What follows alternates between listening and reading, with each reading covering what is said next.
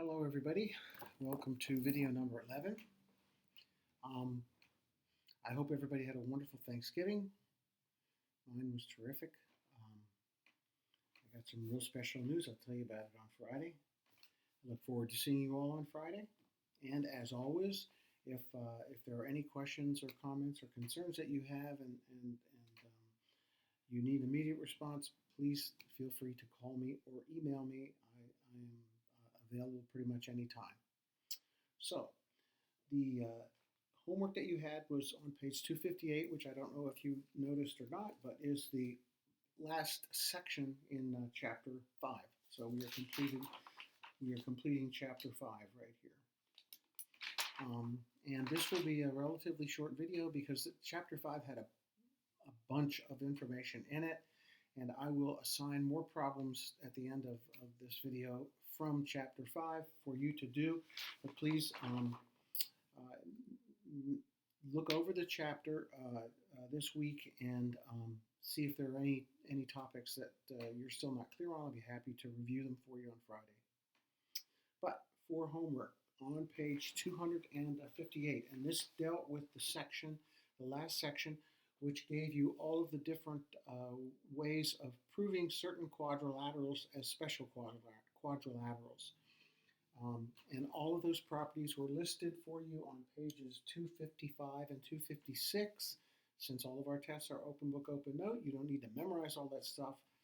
There's a lot of info there. You can always look it up. But they listed all of the different ways that you can show that a quadrilateral is perhaps a parallelogram or a rectangle or rhombus, etc. And I told you look for the use in a lot of these problems. Look for the use, especially whenever they give you points right now, coordinates of points. Chances are you're going to be using slopes. I said look out for that. So on page 258, first problem, homework problem was problem number 1. And problem number 1 said, lo and behold, 4 points. They said locate the points. That simply means, if you want, make a sketch. And you should have had something that looked like this.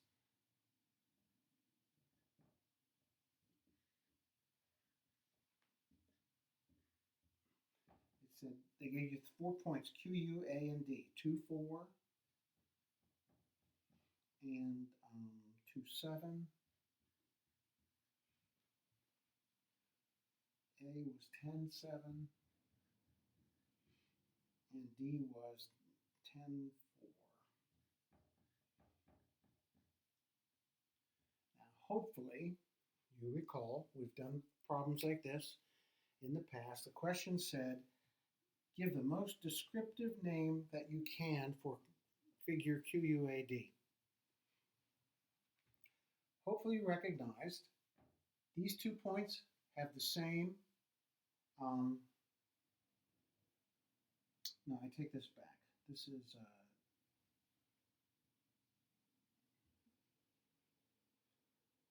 you've got 2, 4, 10, that was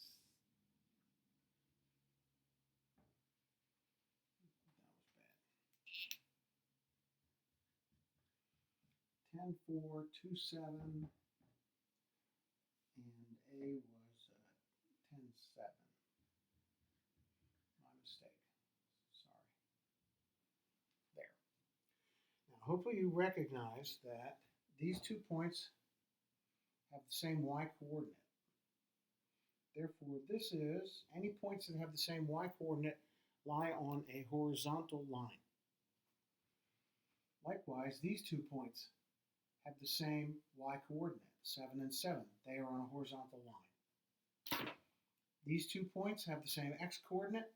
These 2 points have the same x coordinate. Therefore, those 2 points, D and Q, and A and U, form vertical segments. Horizontal segments. Any horizontal line has a slope of 0. Any vertical line has no slope.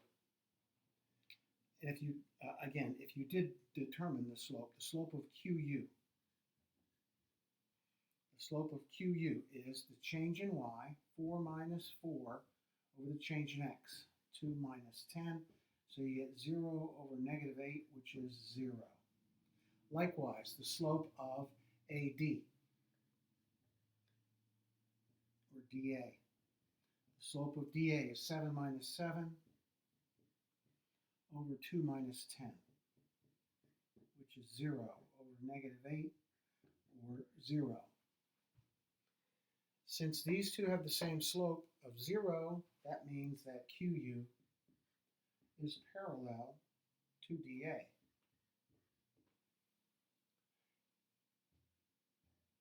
These two lines, segments, the slope, I'm not even going to write it down, I'm just going to tell you. The slope of DQ equals the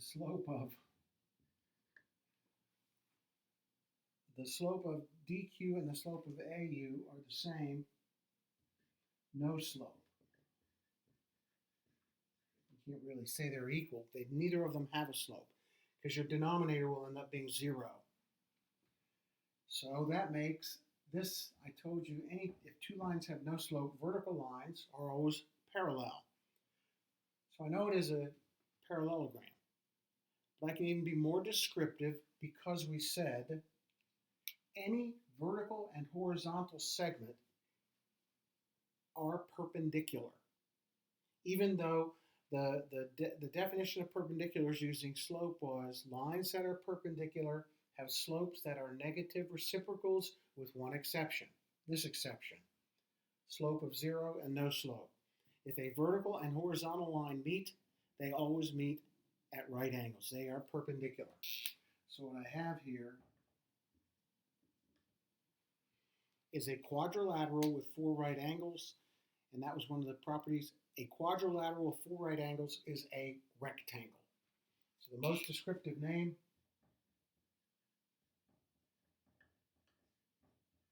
for number 1, rectangle. Hopefully everybody understands that now. Actually, in this one, I know it's not going to be a square. It's possible that it could be a square because a square does have 4 right angles. But in this case, I know, hopefully you remember this from Algebra 1 also, if lines are, or if points form a vertical or horizontal line segment, you can find their length. You don't need the distance formula. The distance from 2 to 4, 10 to 4 is 8. This side has a length of 8. From 10.4 up to 10.7 is 3. From Q to D is 8, and this is 3. So this is a rectangle. Because not only are opposite sides congruent, that makes it a parallelogram, but all the angles are right angles, it is a rectangle. That is the most specific name you can give it. That's the only thing this figure could be. Number 1.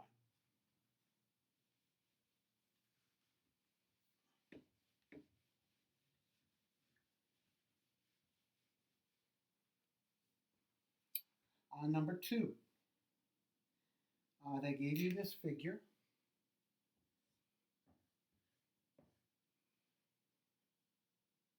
A, B, C, D.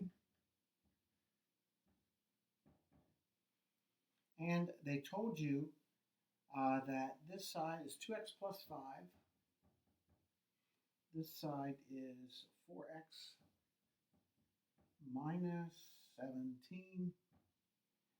And this is 27. And this is 3x minus 2.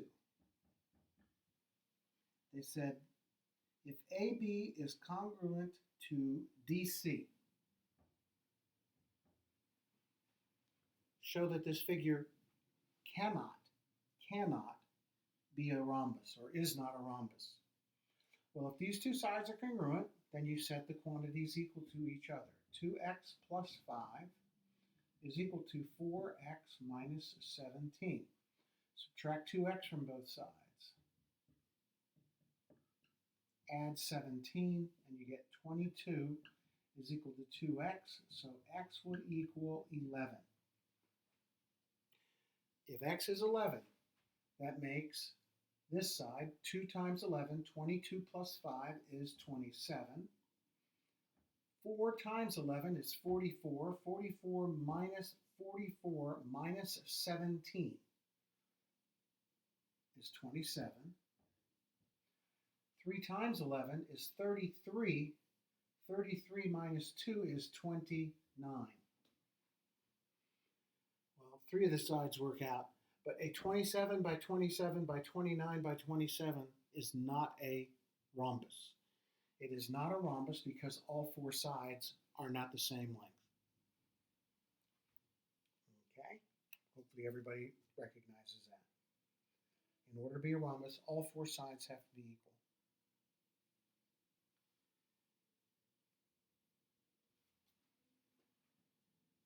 And actually this is 33 minus 2 is 31. It's still not a rhombus.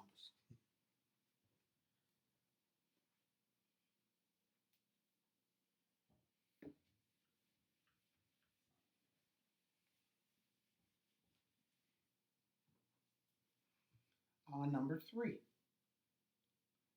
In order for REC to be a rectangle, what would have to be the value of x? Alrighty.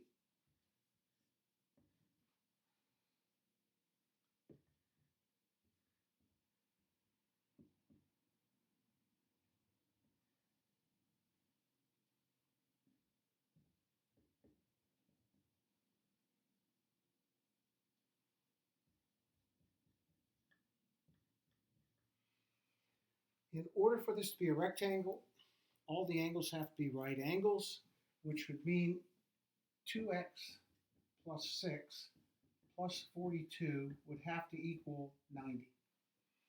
This would have to be a right angle. Therefore, these two added together would have to be 90. So you get 2x plus 48 equals 90.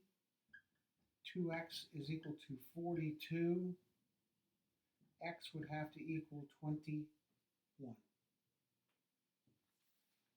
The only way that this can be a rectangle is if x is 21, because that would make this a right angle. Everybody good with that?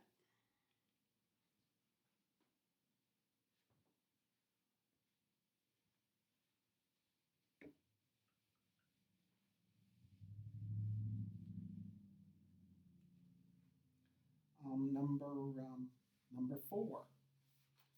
Number 4. It said, what is the most descriptive name for the following quadrilateral? Again, they gave you points. And the points they gave you were -11, -13. This is not going to be the scale.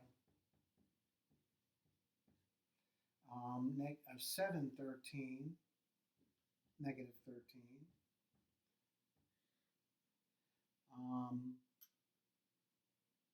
-11, 5. And 7, 5. Okay, looks familiar. The points that have the same y coordinates are on the same vertical line. Anytime you connect 2 points that have the same y coordinate, you're always going to form a vertical line, or a horizontal line, excuse me. And any points that have the same x coordinate, these 2 points have the same x coordinate 7, these 2 points have the same x coordinate -11, they form straight up and down vertical lines. Vertical lines and horizontal lines are always parallel. Excuse me, vertical lines are always parallel, horizontal lines are always parallel, and vertical and horizontal lines always meet at right angles. So again, I've got a quadrilateral with right angles.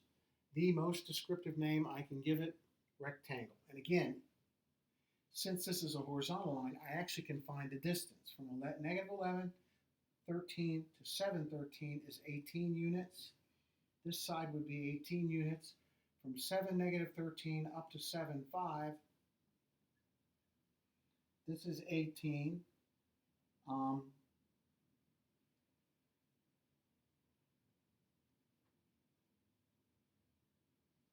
and this is 18.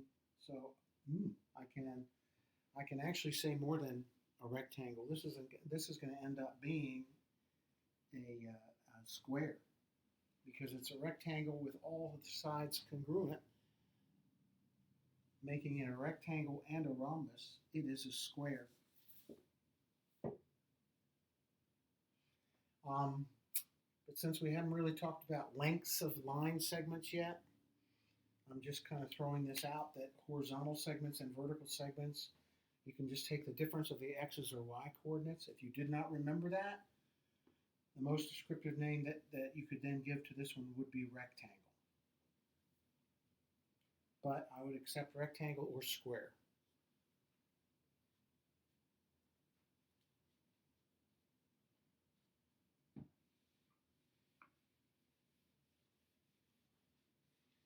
Because we haven't really talked about lengths of line segments yet. Although you may have, I'm not sure, some Algebra 1 courses will do the distance formula, some won't. If you haven't done it, we are in fact going to do it in here later in the year. All right, number 6.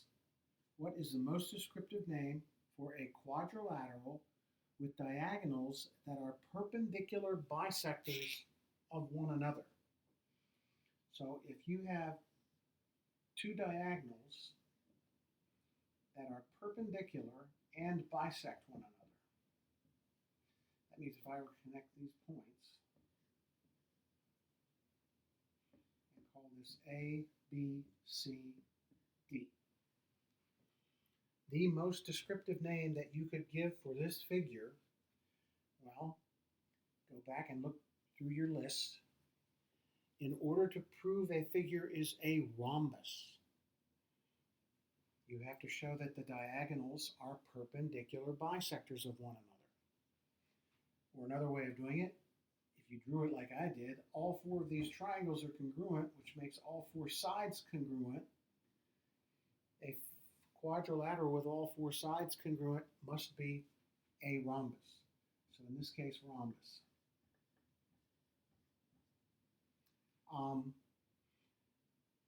A square also has diagonals that are perpendicular bisectors of one another, but not every rhombus is a square. Every square is remember your flow chart. A square will have all of the same properties of a rhombus, but a rhombus won't have all the properties that are necessarily associated with a square. I don't know, I was given no points here, I was given no coordinates, and I don't know anything about angle, DAB or ABC, etc. Therefore, I cannot be any more specific here other than say rhombus. It's possible it could be a square, but I don't have enough info to make that determination. The most specific name is rhombus.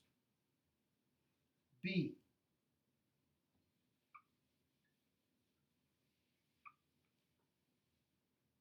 A rectangle that is also a kite. A rectangle that is also a kite. Again, if you go back and you look, the most specific, as a matter of fact, the only quadrilateral that is both a rhombus and a kite is a square. So B, the answer is square. And again, remember your flow chart. You've got quadrilaterals, and we talked about a special quadrilateral called a parallelogram.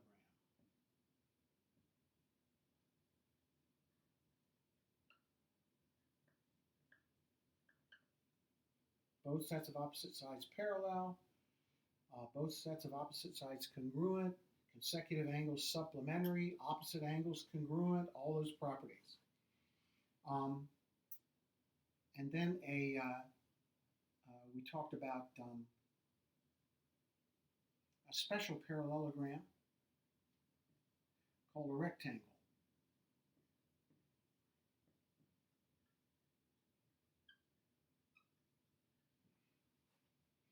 So all the properties of parallelograms will flow down to a rectangle, but a rectangle had all of its own special properties, right angles, diagonals congruent, etc. Diagonals bisect one another, things like that.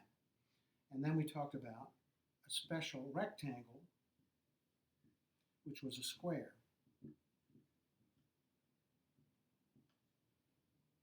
A square is a rectangle with all four sides congruent.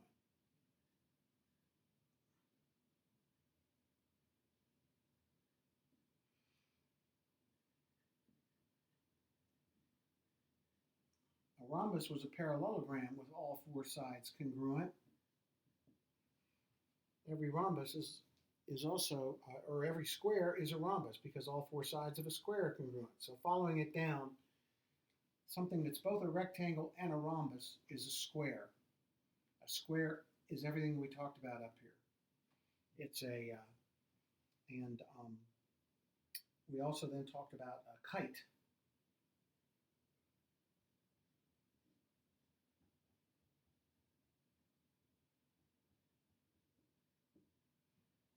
A kite is a quadrilateral that has two sets of consecutive sides congruent. A kite flows down to rhombus because every rhombus is a kite, but not every kite, the properties of rhombus don't go that way. The property of a kite goes into a rhombus, so a square is a parallelogram, a kite, a rhombus, and a rectangle. All the arrows point down to square. And then we talked about trapezoids.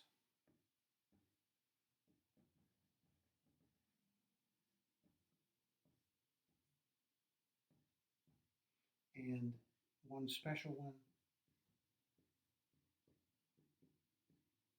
isosceles trapezoids. So again, follow the lines. You can only flow down. If I prove something about a parallelogram, it's going to be true about any parallelogram. So it will be true about rectangles. It'll be true about a rhombus. Both of those go down, which makes it true about a rectangle and a square. If I prove something about a kite, it's true about everything below it. It's true about rhombuses and squares, etc. So that's your flow chart.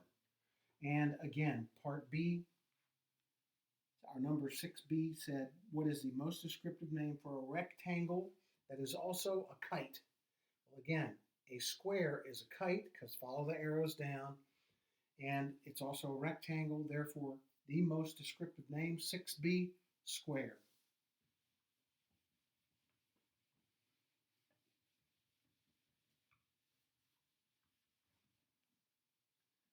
6C, a quadrilateral with opposite angles supplementary and consecutive angles supplementary. If these two angles, if this is a four-sided figure where these two, call it A, B, C, D, it said angle A is the supplement of angle C and consecutive angles supplementary. Angle A is the supplement of angle B. Well, what did we said that was called the right angle theorem, RAT.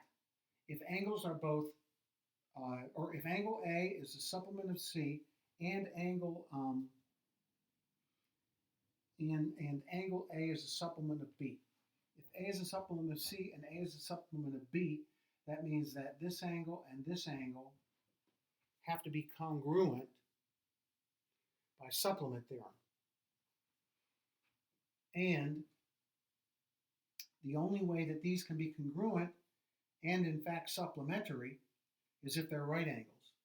So you're going to get a whole bunch of right angles. Just keep doing that all the way around. The only way you can have congruent and supplementary angles is if they're right angles, right angle theorem. Therefore, since A is a supplement of C, A is a supplement of B, that makes C and B congruent by supplement theorem, and then by right angle theorem, they have to be right angles, which makes all four angles right angles. A quadrilateral with four right angles is a rectangle. So number 6C, the answer is rectangle.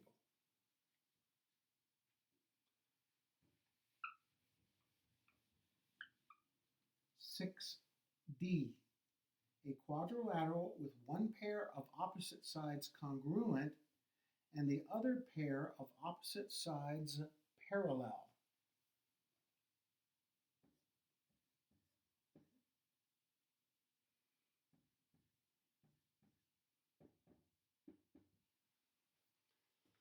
The only quadrilateral that has one set of sides parallel and the other set of sides congruent is an isosceles trapezoid.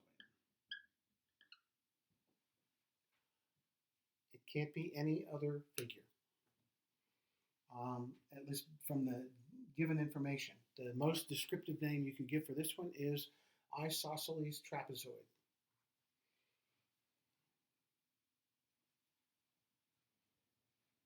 Okay.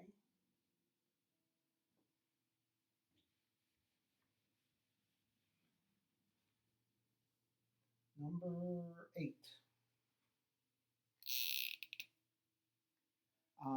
This one is a proof. I'm going to skip this one for now and do the numerical ones first. So I'm going to skip to number 12. I like number 12. I told you this one's pretty neat. Hopefully some of you got it. All right.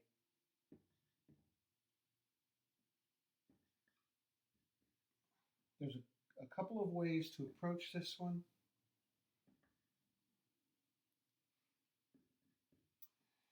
They told you that the big figure ABCD is a parallelogram and the perimeter is 52.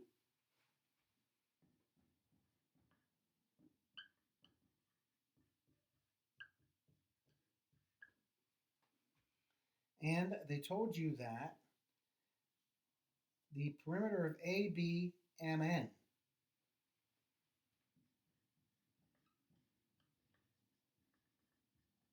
is 36. And they told you that NC was congruent to AM. The question was, find the length of NM. Again, there's a couple ways to approach this one. Here's the way I attacked it. Since they told you that the original figure is a parallelogram, you know that opposite sides are congruent. So if I called this side X, this side is X. And they said this segment and that segment are congruent, so if that's Y, that's also Y. And since opposite sides of a parallelogram are congruent, this whole side and this whole side are congruent. Since these two pieces are congruent, by subtraction, the other two little pieces are congruent. Call them Z and Z. Okay? So, just from the way I've got this labeled, if I add all these together, I get 2x plus 2y plus 2z. X plus x, 2x, plus 2y plus 2z. Well, those pieces added together give me the whole perimeter ABCD, which is 52. So x plus y plus z, divide through by 2, is equal to 26. Just divide by 2. Well, they told you that the perimeter of A, B, and M, not MN, A, B, and M.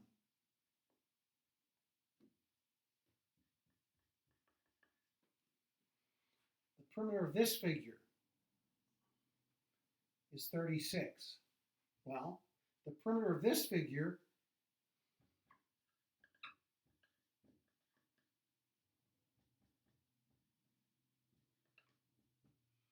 is x plus y plus z plus nm. X, y, z, and nm. And it equals 36. Well, we just solved for x plus y plus z, it's 26. So this is the same, x plus y plus z, that's got to be 26. So you get 26 plus nm equals 36, subtract, and you get nm equals 10. Again, I apologize for being so sloppy. That's one way to do it. There are others. I'm sure somebody else did a different way. Um, this was just the way that I happened to see it. And again, you had to use the fact that opposite sides of a parallelogram are congruent. So this whole side and this whole side, BC and AD, are congruent. Let that be x, that's x. You were told these two segments are the same, call them y and y. And the remainders, if you subtract y from the two congruent sides, the little pieces are congruent also. Call them z and z. Add those pieces together and you get 52. So 2x plus 2y plus 2z is 52. Divide by 2, you get x plus y plus z is 26. Well, this little figure that they asked you, they said the perimeter of this figure, ABNM, is 36. Well, ABNM is x plus y plus z plus nm. And the x plus y plus z we just solved for is 26. 26 plus nm is 36. Subtract and you get nm is 10. nm is 10. Okay? Again, I'll do the proof last. The next problem was, or was that it? That was it. Okay, so the proof.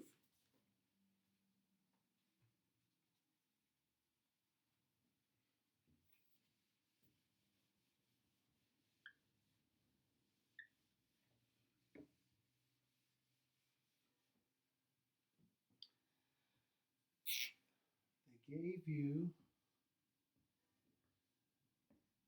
this figure.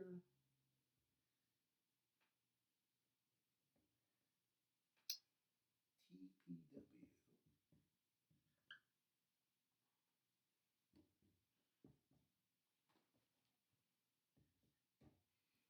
I'm not going to write everything down here.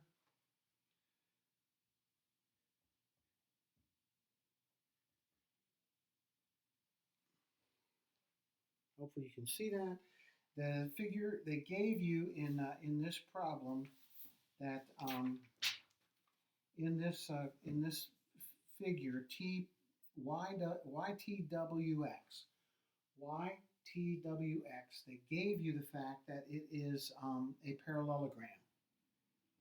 So all the properties of parallelogram hold.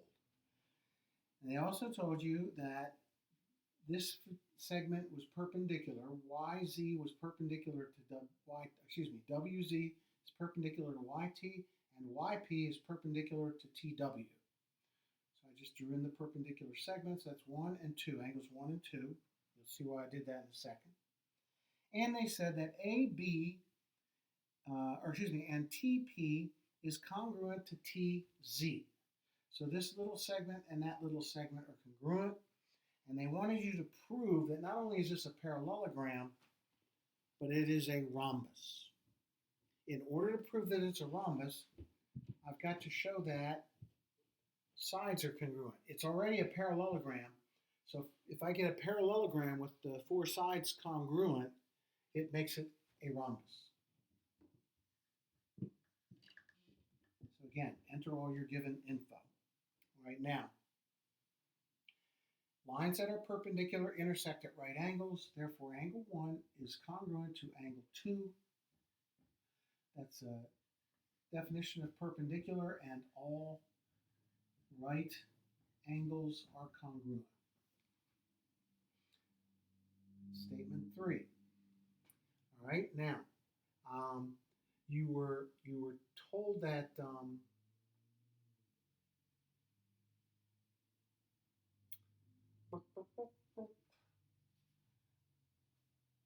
so I've got angle 1, angle 2 congruent. Angle T is congruent to itself, reflexive.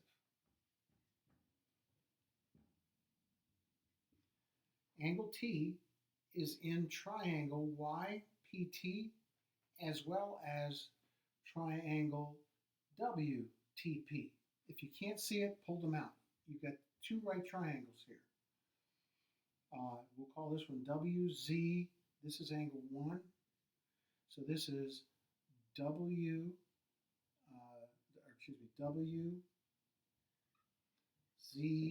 T, and pull out the other one, it's triangle YPT. That's angle 2. Right angle, right angle. And you were told that ZT, this is congruent to PT. We proved angle 1 and angle 2 are congruent. They are right angles. All right angles are congruent. Angle T is the same angle in both triangles. It's this angle. So this angle is congruent to itself. Therefore, the two triangles, triangle WZT is congruent to triangle YPT by angle, side angle, ASA.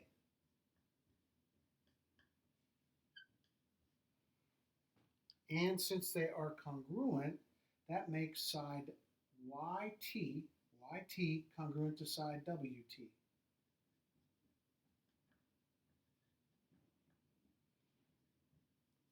CPCTC. Remember, you can't use that until you got triangles congruent, which I have in step 4. All right, now, go back to your given information. You were told that this was a parallelogram. Therefore, opposite sides are congruent, which makes YT congruent to XW and XY, or YX, congruent to TW.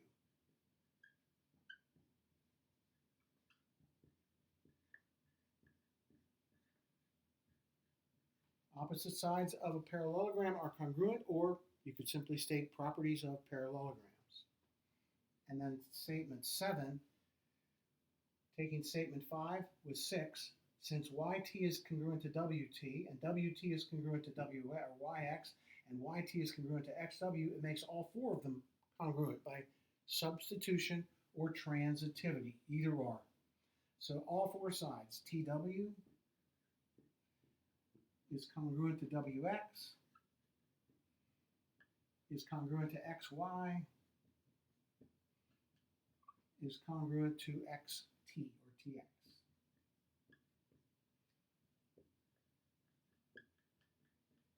Transitivity or substitution, and now I can make my conclusion. The figure is a rhombus, so TWXY is a rhombus.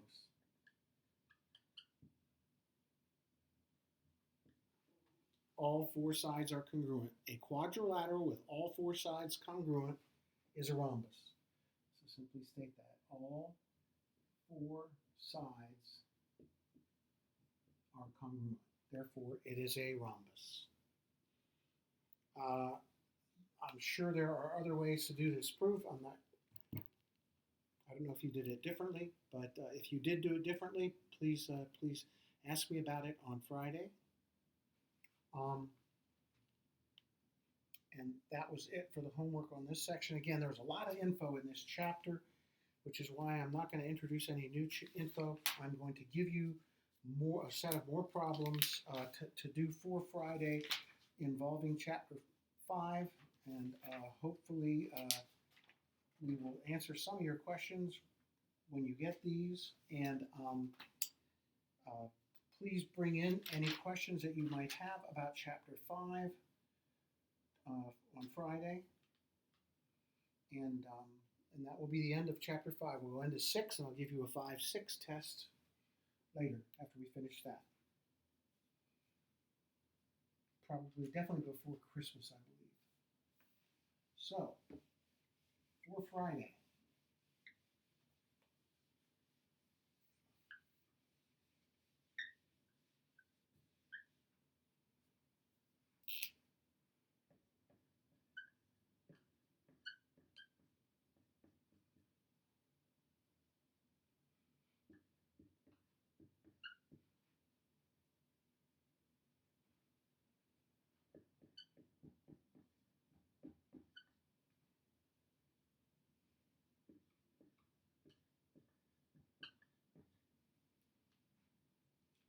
2, 3, 6, 14, 16, 19, 22, 25, and 30.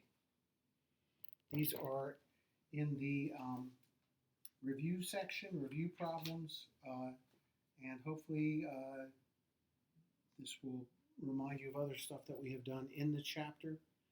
This was a chapter that was chock full of info. Okay? So, no new info. Please bring any questions you might have about Chapter 5 on Friday.